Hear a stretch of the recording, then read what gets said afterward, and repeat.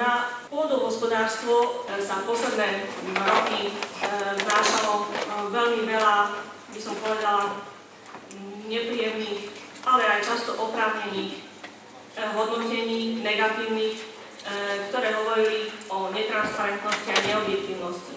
Jedným z krokov, a práve preto je tu aj pán generálny riaditeľ Poľnohospodárskej platobnej agentúry, ktorú chceme urobiť, aby sme celý proces podávania jednak žiadosti, podávania žiadosti o projektové podpory stransparentnili, zefektívnili, aby kritériami neboli subjektívne, ale objektívne kritériá, aby sme tieto bodové hodnotenia zverejňovali a tieto sa dostali k vám, aby ste vedeli, že kde sa v danom bodovacom systéme nachádzate.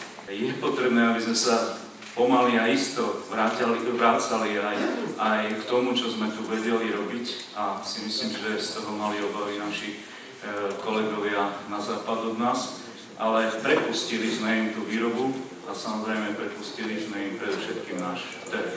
Takže je potrebné, aby sme fakt to brali vážne, pretože za tých 20 rokov nastal obrovský pokles zamestnanosti, pokles stavov hospodárskych zvierat a samozrejme ten potenciál, čo sa týka pôdy, ľudí, strojov, zvierat, samozrejme tu máme. Ale čo nás trápi najviac a o čom sa diskutuje v dnešných dňoch, je podiel domácich potravín na našom trhu.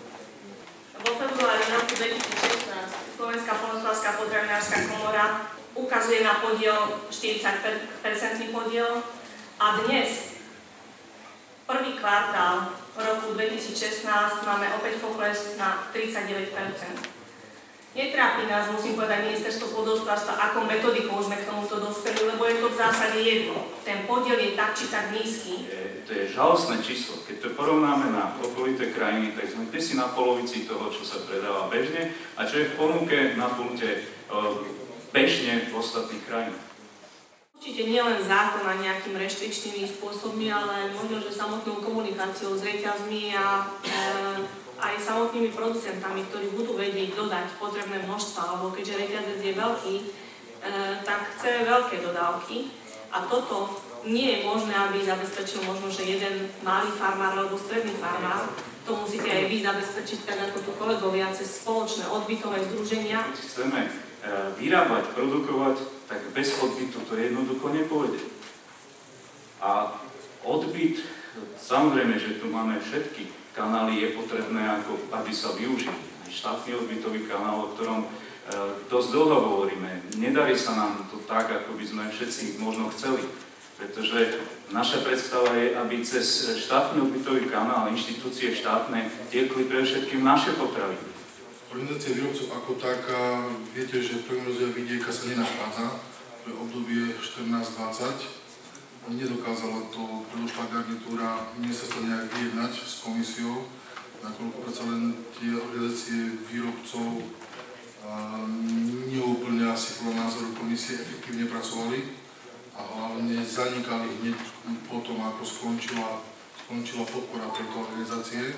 Wenn eine Molkerei in Europa 1 Kilogramm Käse, Standardkäse, v prípade, že teda v mliekári kilogram štandardného syra und 1 Kilogramm Butter verkaufen muss, a predáva teda kilogram štandardného syra, kilogram masla, den Gegenwert für ein Glas Wein oder einen Cappuccino in Wien, dann läuft etwas falsch. za hodnotu jedného pohára vína, respektíve jednej šálky kapučína vo Viedni, tak potom je niečo nesprávne. Ja viem, že to už vyzerá, že to rozprávam stále a rozprávam dlho, ale neviem si pomôcť. Minister financií chce, aby sme našli nejaký balík na spoločné financovanie z rozpočtu ministerstva.